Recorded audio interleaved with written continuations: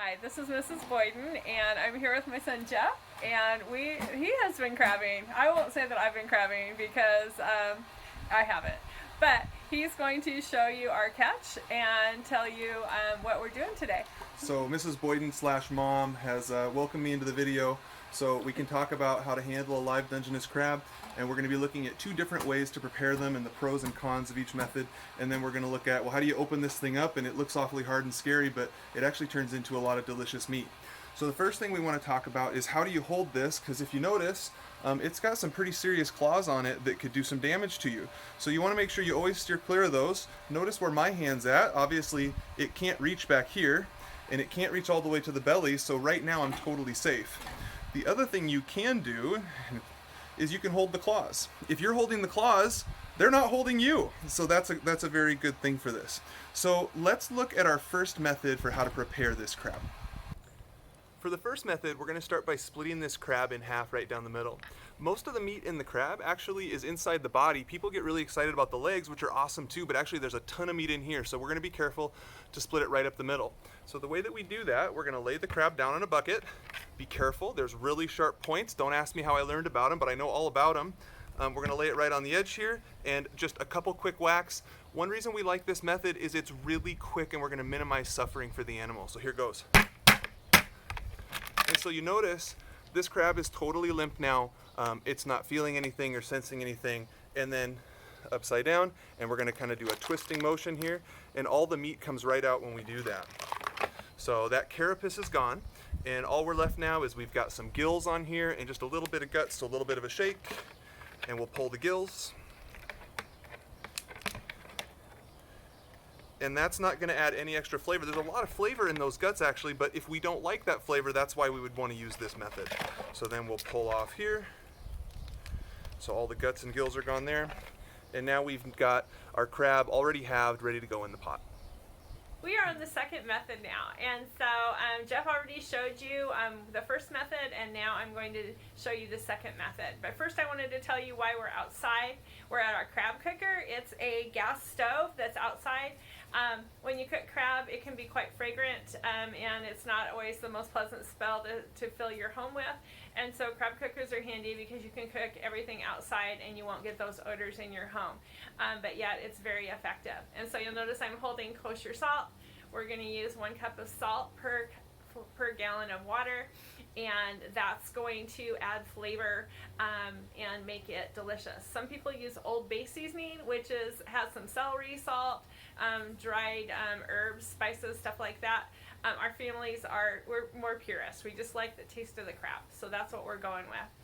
So we're going to check our water and make sure it's boiling, and you guys are pros at knowing if water's boiling or not. If there's a party going on in the pan, then it must be boiling. If there's not much happening and you have to ask Mrs. Boyden, is it boiling?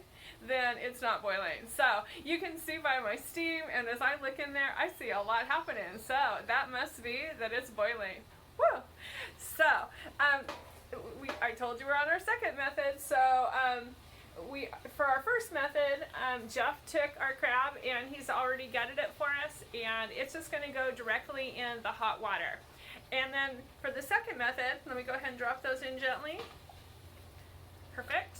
And then for our second method, this is one where, again, we've got our crab that's alive. And so we want to be ethical and to be kind to our animal. We want to make sure that the water is boiling, so that way the crab will cook immediately and it won't cause it undue distress. I personally prefer the other method because that's just, then the crab dies really fast. This will still be fast, but not quite so fast. So here we go. There we go. And then remember that you can add more crab if you've got more crab to cook. And then if you keep the lid on, you're going to keep the steam in, and your crab is going to cook quicker and it'll maintain its boil better. Our crab has cooked for 15 minutes and it's ready to eat. We're excited, and Jeff's going to show us how to crack it. Yeah, so we've got our two different preparation methods here. We have the one that we halved earlier, so that's sitting right here, and then we have the whole one. Let's start with the one that we halved.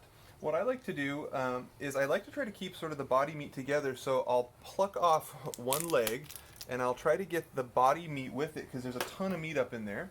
And then we can kind of just peel back the cartilage here, and if we're lucky, we can get a nice big chunk of meat.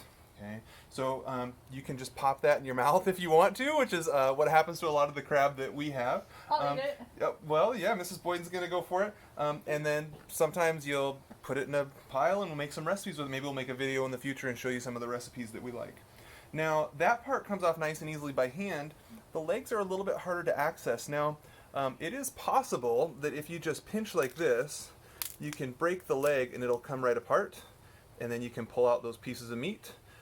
If that's not working for you, or if you don't have that much hand strength, they do sell devices. This I actually think is like a walnut cracker, but you can buy one specific for crab, or this works. Some people use a hammer, but ultimately you've got to break in there to get that meat. So that's really all it is. Now, one of the things that's nice about having cooked the crab this way is you can see in the meat here there's no guts or anything like that to have to deal with. So you might wonder, well, why don't you always do it that way then? Well, it turns out that in quite a few cultures and a lot of people, they really like the guts. So let's take a look at what that looks like in this crab. What you're seeing here, this sort of yellow orangey substance, that's actually what's called a hepatopancreas. So it has all the functions of a liver and a pancreas in one. Now, there are a lot of people who believe this is the tastiest part of the crab. It's really rich in cholesterol, it has a lot of fat. But if you have certain health concerns, that could also be a bad thing. It's also where a lot of the toxins build up, so you definitely want to limit how much of this you eat. It's worth a try, though, to find out if you like it. If you are going to try it, some people just dip bread in there. You can actually kind of scoop it out like in a big spoonful. It turns out that it's not the Boyden's favorite part of the crab, but once in a while we'll try it just to make sure that's still the case. We've had fun showing you our local delicacy. We love eating crab every summer when we go to Coopville, and we hope that you have the opportunity to try this sometime soon. I do want to thank Jeff for being here today. Yeah, thanks for having me. This has been great. He's not just a guest, but also my son, and we have lots of fun cooking together, and I know that if you have the opportunity to cook crab, that you will love it too. So give it a try, and you never know. You may have a brand new adventure, maybe even with a family member.